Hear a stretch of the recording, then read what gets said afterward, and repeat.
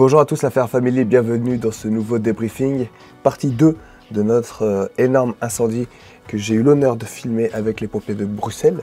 Si vous n'avez pas vu la partie 1, je vous invite à la voir, comme ça vous comprendrez bien du coup le déroulement de cet incendie, le déroulement de cette intervention. Du coup dans la première partie de cette intervention, dans la première partie de cette vidéo, j'ai parlé de la recherche. J'ai vraiment fait focus sur tout ce qui était la recherche de l'incendie, puisque nous avons été appelés tôt le matin, mais que l'adresse n'était pas la bonne et qu'arrivé sur place, il y avait beaucoup de fumée.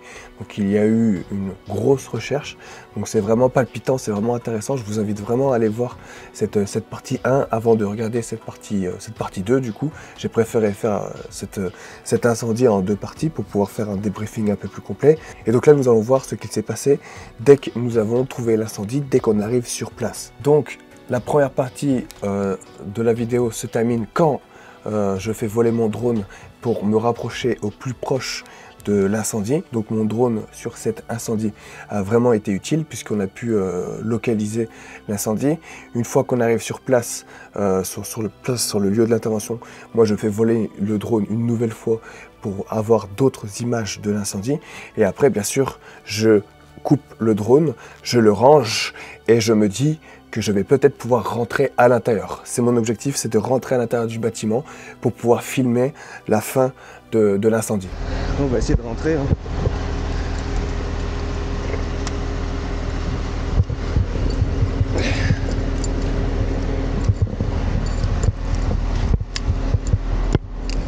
Si j'ai des images, mais j'ai plus de batterie. Mais j'ai bien filmé, ça se développe bien.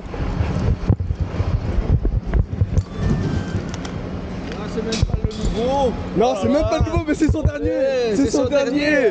Après, regarde-moi ça, regarde. Pas le temps de charger ou quoi? Non, puis finalement, j'ai réussi à avoir 50% sur une batterie. Mais là il vient de changer. Là. Ça s'est ouvert. C'est ouvert à l'air là. Okay. Donc là, c'est rigolo. Voilà. Là, comme vous pouvez le voir, c'est la bonne humeur, la bonne ambiance avec les pompiers de Bruxelles. C'est pas nouveau parce que, comme je vous l'ai dit du coup dans la partie numéro 1, j'ai reçu un nouveau drone. Je l'avais reçu quelques heures avant cet incendie. Je l'avais reçu du coup la veille. Et donc, je l'ai pas à ce moment-là, je l'ai pas encore fait voler parce que c'est un gros drone. Je préfère le faire voler quelques fois, notamment dans la cour de l'état-major pour pouvoir m'y habituer. Donc voilà, pour moi, ça c'était le dernier vol de ce drone. Mais je m'étais trompé parce que le lendemain et le surlendemain, il y a eu d'autres incendies et sur ces incendies, j'ai aussi fait voler ce drone car c'est celui que je maîtrisais le plus à ce moment-là.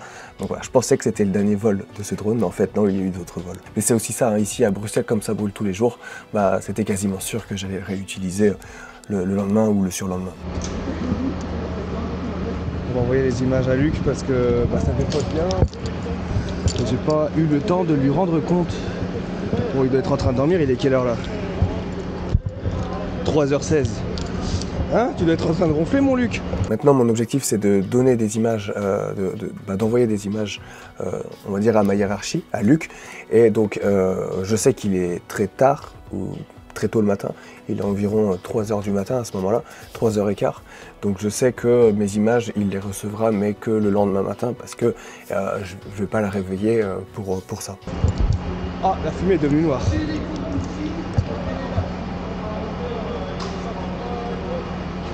Là, on a de la fumée noire.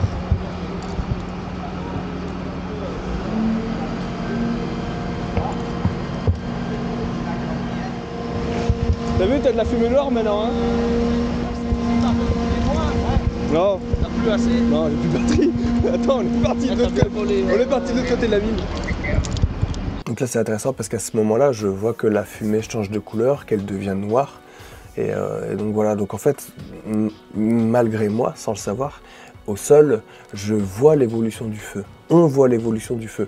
Parce que même mes collègues en bas regardent et de temps en temps, hop, on voit de la fumée noire, des fois on voit de la fumée blanche. Et des fois on a l'impression que le feu se développe petit à petit. Mais on ne le ressent pas trop à ce moment-là. Là, on se dit que l'intervention, les pompiers vont monter, enfin les collègues vont monter et vont éteindre l'incendie assez rapidement.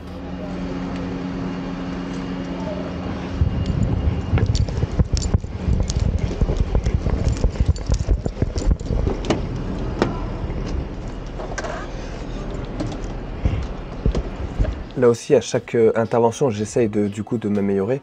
Là, le problème, c'était clairement un problème de batterie. Hein. Le drone a super bien fonctionné. Problème de batterie, j'en avais 3, il n'y en a qu'une qui a réellement fonctionné. Voilà, c'est un problème qui est arrivé sur cette intervention. J'ai réussi à avoir les images et à trouver l'incendie. Donc du coup, je suis plutôt satisfait. Mais c'est toujours un problème récurrent, les batteries. Donc là, la solution à ce problème, ça serait de recharger les batteries du coup dans le véhicule de l'officier. Donc il faut que je réfléchisse à une installation pour qu'une fois que j'ai plus de batterie, bah, que je puisse directement les recharger.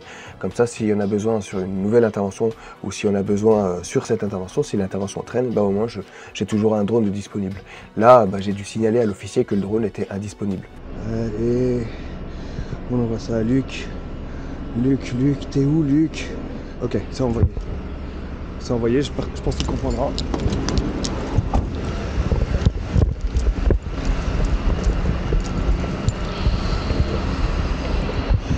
Voilà, donc là quand je dis je pense qu'il comprendra, en fait je lui ai envoyé juste quelques photos sans trop lui expliquer, hein. Les images parlent d'elles-mêmes, un pompier sait reconnaître un incendie. Donc voilà, après je lui envoie l'image et il les a et comme ça il peut en faire ce qu'il veut. Il peut les envoyer directement à la presse s'il a besoin ou autre. Mais là comme je vous l'ai dit, c'est la nuit, donc normalement j'ai un peu de temps au niveau communication. Ouais, je pense à ce moment-là que j'ai quand même un peu de temps, donc c'est pour ça que je me permets pas de le réveiller.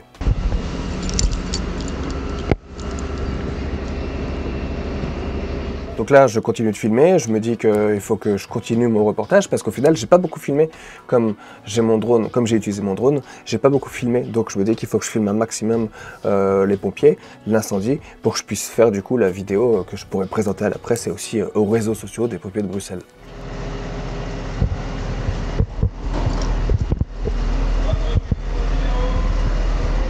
Voilà, donc là à ce moment, j'éteins la caméra 360.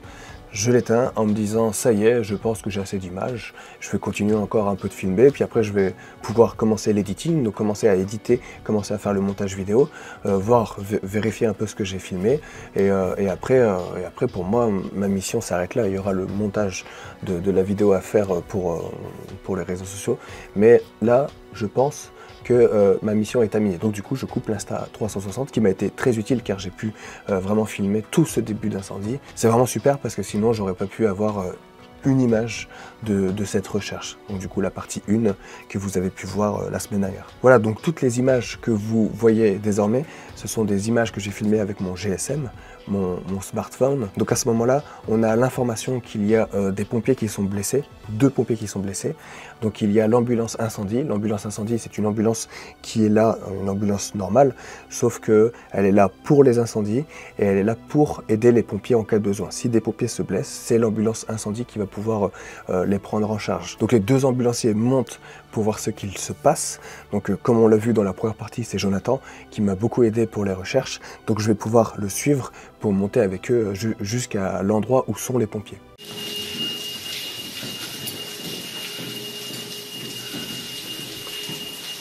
À mon avis, eux, ils ont pas besoin de monter.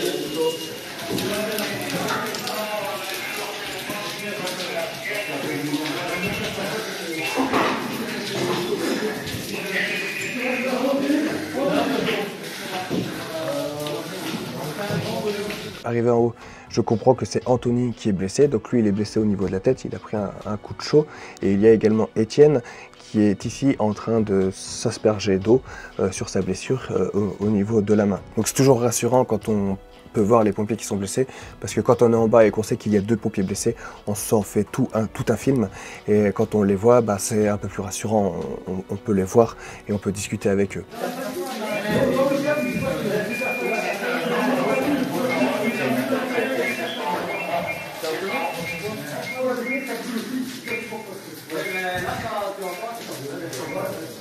Donc là, les pompiers sont évacués, hein, les pompiers qui sont blessés descendent. Le SMUR va aussi faire un bilan. Étienne sera lui transporté à l'hôpital parce que sa blessure est un peu plus grave que Anthony. Anthony, il a pris un bon coup de chaud, mais lui décide de ne pas aller à l'hôpital. Et moi, du coup, je continue à filmer de l'extérieur. Et là, je vois que l'incendie prend de l'ampleur. Et donc, je me dis que je vais peut-être avertir Luc parce que je me dis qu'au final, un deuxième photographe ne serait peut-être pas inutile sur ce type d'opération. Et je pense également que cette intervention va durer un peu longtemps. Et donc je l'appelle sans trop hésiter à ce moment-là. Donc là, cette image, elle est très parlante parce qu'on comprend que l'incendie se développe. On voit un peu plus de fumée, mais c'est normal. Il y a les pompiers qui sont en train de l'attaquer avec leur lance. Donc du coup, c'est normal qu'il y ait un peu plus de fumée.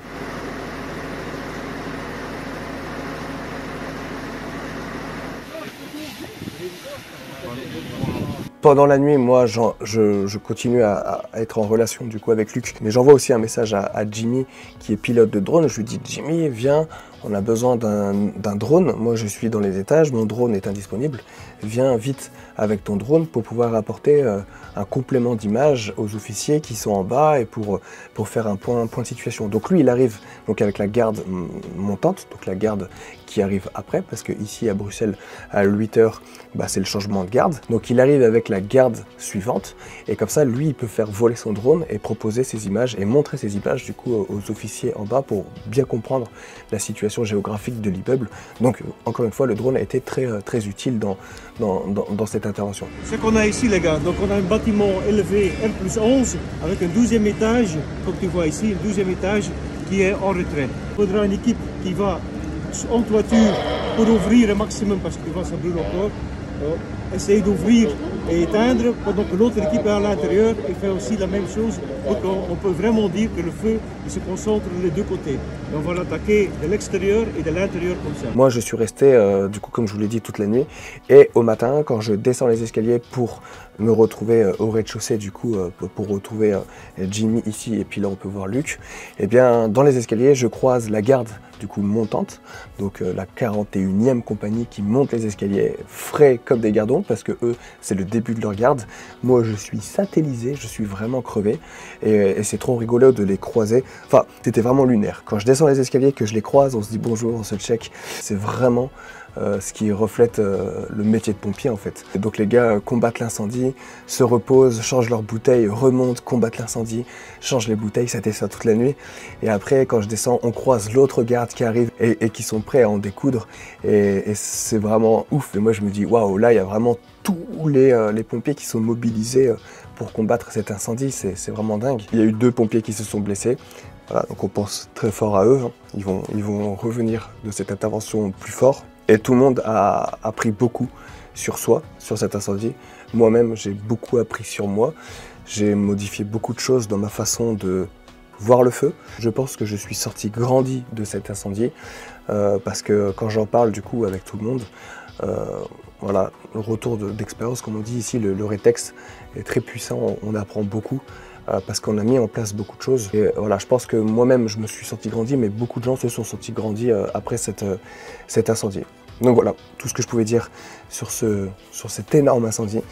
Donc merci d'avoir regardé cette vidéo, c'était vraiment chouette de partager ça avec vous. On se retrouve la semaine prochaine pour un nouveau débrief, parce que entre cet incendie et le moment où je tourne cette vidéo, il y a eu plein d'autres incendies et des gros incendies que j'ai pu filmer. Donc voilà, d'autres débriefs arrivent sur ma chaîne YouTube, donc abonnez-vous pour ne pas louper ça. N'oubliez pas de venir dans les commentaires pour me dire ce que vous avez pensé de cette vidéo, et surtout la partager à vos amis, c'est ce qui m'aide le plus.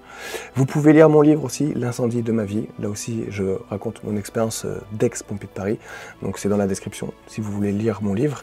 Et puis voilà, hein, moi j'ai hâte de vous montrer mes autres incendies que j'ai pu filmer aux côtés des pompiers de Bruxelles. Et puis merci pour votre soutien. Rompez, que Sainte-Barbe vous protège, prenez soin de vous, et on se retrouve du coup la semaine prochaine. Ciao la famille.